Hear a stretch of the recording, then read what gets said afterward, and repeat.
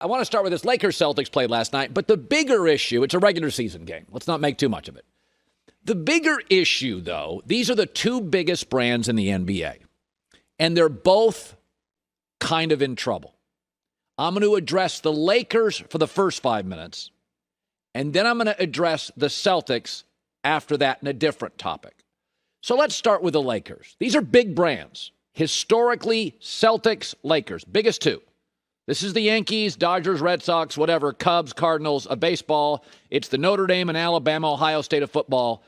And the Lakers have a little bit of a problem. And Charles Barkley, as LeBron turns 37 in a couple of weeks, knows the problem. It's AD. In baseball, it's different. If you're a pitcher and you have great stuff, you're an ace. Regardless of your personality, you are an ace. You take the ball, you control the pace of the game, you control virtually everything. But it's different in basketball. Teammates, passing, play both ends of the floor. So many things that matter. In basketball, a general manager told me this years ago. It's not about getting a franchise player, it's about getting the right one.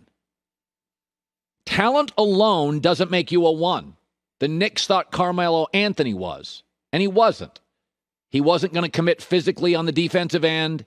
He wasn't a grinder, and that's Anthony Davis. He's not physically dependable. He doesn't elevate others. He's just really talented.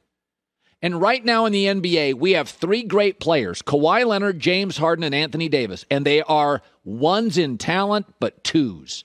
You cannot depend on Kawhi. He doesn't elevate others. He's not physically available. Anthony Davis is not a grinder. Your best player, Tim Duncan, Michael Jordan, Kobe Bryant, Kevin Durant, Steph Curry, Magic Johnson have to be your hardest workers, your most focused basketball players. They have to be willful and driven and elevate others. Anthony Davis is just talented. Harden's just talented. Kawhi's just talented. You got to have some dog and some alpha. You got to want to be the first into the weight room and the last out. And this is the Lakers' issue because they thought they were getting a one. For years and years, we always blame the Pelicans. It's the Pelicans. We've been here 3 years. Last year, he showed up out of shape. LeBron was ticked off. Frank Vogel, go ahead and blame Frank Vogel. Frank Vogel has a history of elevating bigs. Anthony Davis should be a top 3 big. He wants to shoot jumpers, and he shoot like 19% this year. Don't confuse it. Basketball's culture is interesting. It doesn't do a great job of developing leaders. Basketball's culture does a great job of developing basketball players. They find them early. There's a lot of people that develop them, care about them, work on them, and get them paid early. Basketball's culture does a great job to develop players. I would always argue football's culture does a better job of developing leaders. You're in college for multiple years, 4 and 5 years. You watch a culture at Alabama, at Georgia, at Oklahoma. Remember, Michael Jordan was not born a leader. But he had strong dad, Dean Smith, Phil Jackson, plus David Stern. His relationship with David Stern was very close. Then he had a great agent. So Michael had some innate alpha, but he saw what great leadership was because he went to college for multiple years and had a relationship with Phil for multiple years. Michael was a much better leader at the second part of his career than he was initially. He wasn't a great leader when he got to the NBA. Michael was a great player, but he was selfish and hard to get along with. And then he got Phil Jackson, who tapped into Michael's innate ability to lead. And it was magic, the best basketball player and team we've ever seen. But the Lakers have an issue. They thought they were getting a 1, and what they're getting is a 2. And now LeBron's 37 years old. So the Lakers have to find their next Kobe. Kobe's a 1. They got to find their next Magic. Magic's a 1. Shaq was a 1. Shaq was rough on. Shaq would get in arguments with Kobe. And that's why the Lakers were so unique. Shaq and Kobe were both 1s. I covered Scottie Pippen. Scotty's a 2. Kevin McHale's a 2. It's not just physicality. It's not just your talent. And so, Shaq, everybody wants to fire Vogel now. Vogel loves bigs. He's got a big. Giannis loves being a big. Andre Drummond, Joel Embiid, they love being bigs. They love using their body. Anthony Davis, they make fun of his dad bod. He don't want to work out. Don't want to put the time in the weight room. Kawhi, Harden, and AD. We always said this about Kawhi. He's the best get a basket and get a stop guy in the league. So you think he's a 1. And he was great when he joined the strong Spurs culture and the strong Raptors culture. Then he went to L.A. and they said, we're going to build around him. No. That's not what he does. No. When he joined two excellent cultures, he's unbelievable. Get a basket, get a stop. But you got to talk and be verbal.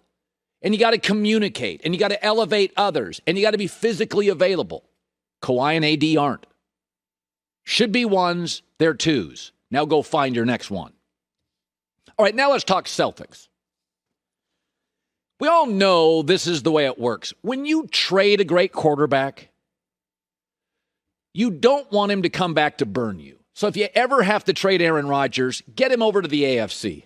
You don't want to face Aaron twice a year in your division. You don't want to face him more regularly in your conference. So if you're going to trade, if Tom Brady's going to leave New England, okay, we don't want him to leave, but at least he goes to Tampa. If we meet him, it's in the Super Bowl, right? Or maybe later down the road. Well, it's the same in basketball. Portland's got a dilemma. They fired their GM. They got a new GM coming in. Damian wants $50 million a year. He's 31. He's still great. Now, he's not having a great shooting season. Dame's still fine. He's having a bad shooting season. There's a lot of things. We don't know if Chauncey Billups is the right coach for him. The organization's in a little bit of chaos right here. There's just better teams all around the NBA. Dame's fine. It's like Russell Wilson gets hurt. Russ is fine. Lamar Jackson will be fine. Dame's going to be fine. He can shoot a basketball. He didn't suddenly forget how to shoot a basketball. But there's a trade to be made here, and I'm getting all this stuff about Dame for Ben Simmons. Stop it. Think about what Dame gives you and why he's loved in Portland. Leadership, elite scorer, shot maker, sacrifices, great locker room guy, best friends with a guard, CJ McCollum, who actually has his game. He can resent that. They're like best friends. All of that, none of it Ben Simmons has. Ben Simmons is the opposite of Dame. Afraid to shoot, bad teammate, moody. He couldn't get along with Embiid, and they played different positions. Dame literally gets along with a guy on his team that plays his exact style. I mean, like CJ McCollum is Dame light. Is he offended by it? Is he threatened by it? They're like best friends. Everything Dame is, Ben Simmons isn't. But Chris Broussard brought this up on First Things First, the Simmons-Dame trade rumors. Furthermore, Ben Simmons and Dame together are doing nothing in the Western Conference. Okay, they're not winning it. They're not getting to the finals, none of that. So, that being the case, I think it's time for the Trailblazers to consider trading Damian Lillard. See what you can get. Just put it out there. Dame is available. What's the best offer? Who really wants him? Don't rush into anything, but now you're open to a full rebuild under your new coach, Chauncey Billups. He needs different types of players anyway. That's what they should be doing in Portland. And there's a perfect trade partner.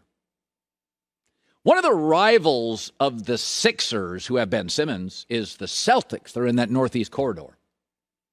Boston is falling into that desperate situation. They got Jason Tatum, and they need like another star. And here's Dame. Dame and Jason Tatum solves a lot of Boston's issues, but it also solves Portland's issues. They need to kind of rebuild. Phoenix and Golden State have significantly better rosters. I think Denver does. Utah probably too. Portland's got to get more good players. You go to the Celtics, and you play the Sixers and Celtics off each other with no real intention to give them to the Sixers because you don't want Ben Simmons. And you go to Boston, say, I want 3 first-round picks. I'll take Jaylen Brown, who's about 70 to 75% of Dame offensively and a much better defensive player, and then give me Marcus Smart, who's a great defensive player. I don't need his offense, but I need his salary to make the trade work. And so Boston gets their second star, and you know they'll give up a little more because they don't want Dame to end up in Philadelphia, their corridor rival, their conference rival. So they don't want him to go to Philly, so Boston will probably give you an extra first-round pick. And if you have Jason Tatum and Damian Lillard, you don't really need picks. What you need is a veteran who's willing to play less, a big, and you can win a championship. So Boston, who's been sitting around here for years, all these draft picks, and they got one guy, Jason Tatum. But Jaylen Brown's good and plays defense, bigger body than Dame. So Portland is significantly better the next hour when they get Jaylen Brown and Marcus Smart, significantly better. C.J. McCollum, now he's got a collapsed lung. He'll be back next year. You're not a championship team this year anyway.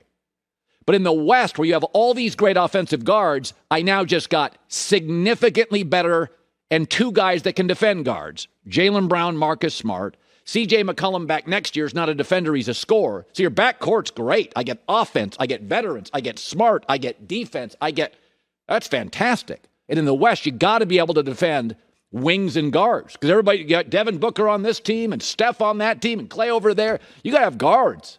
There's not a lot of great bigs in the league. There's guards everywhere, and everybody's got them in the West. And then you get draft picks for your future. Hit on one, boom, you're ready to go. This is not a tough one. This is an easy one. And you can send him, Dame, you can send him out to Boston. When I heard these Dame goes to the Warriors rumors, it's like, oh, great. 6 times a year he comes in, crushes me, and embarrasses my front office. It's perfect. And by the way, we all love Dame. But Dame and C.J. McCollum, we've been saying this for years. It's the same guy. One's just better than the other. Now you get better defensively. You get more depth in the backcourt. You get draft picks. And Boston gets what they want. Boston's in the championship now if they get Dame. Portland's nothing with Ben Simmons. Just an indifferent, impossible to coach guy who doesn't want to shoot. I think I've solved both the brands, Lakers and Celtics, in a 9-minute rant.